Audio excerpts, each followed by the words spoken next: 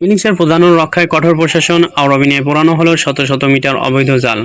আসসালামু আলাইকুম, আমি মোহাম্মদ রাকিব আওরাবিনিয়া থেকে আপনাদের জানাচ্ছি একটি অত্যন্ত গুরুত্বপূর্ণ খবর।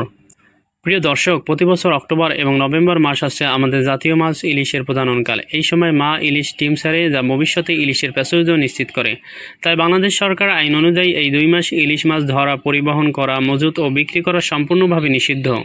কিন্তু অত্যন্ত দুঃখের বিষয়, আমাদের আওরাবুনিয়া গ্রামের কিছু জেলে এই আইন অমান্য করে অবৈধভাবে ইলিশ মাছ শিকার করে চলেছেন। এতে ইলিশের প্রজনন মারাত্মকভাবে ব্যাহত আছে। তবে অবৈধ শিকারীদের বিরুদ্ধে প্রশাসন এবারও কঠোর অবস্থানে। গতকাল ইউনূস সাহেব ও উপজেলা মৎস্য কর্মকর্তার নেতৃত্বে একটি বিশেষ অভিযান পরিচালিত হয়।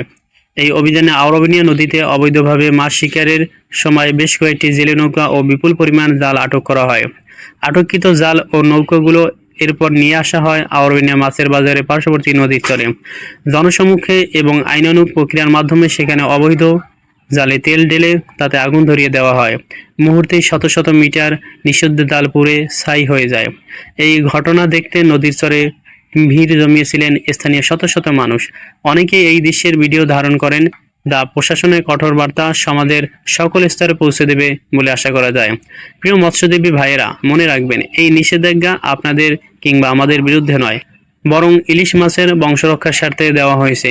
আজ আমরা যদি পোনা ইলিশ ও ডিমওয়ালা মা ইলিশকে সুরক্ষা দিতে না পারি, তবে আগামীতে নদীতে আর ইলিশ পাওয়া যাবে না। প্রশাসনের এই দৃষ্টান্তমূলক কঠোর পদক্ষেপ থেকে সকল জেলের শিক্ষা নেওয়া উচিত। আমরা অনুরোধ করব, সরকার প্রদত্ত সুযোগ সুবিধা গ্রহণ করে এই প্রজননকালে মাছ ধরা থেকে বিরত থাকুন। আইন অমান্য করে অবৈধভাবে কাজ করলে প্রশাসন আরও কঠোর হতে বাধ্য হবে। আমরা আশা করি প্রশাসনের এই অভিযান আওরাবিনিয়া সহ পার্শ্ববর্তী অঞ্চলের জেলেদের মধ্যে সচেতনতা সৃষ্টি করবে এবং তারা ইলিশের প্রজনন রক্ষায় সরকারকে সহযোগিতা করবেন।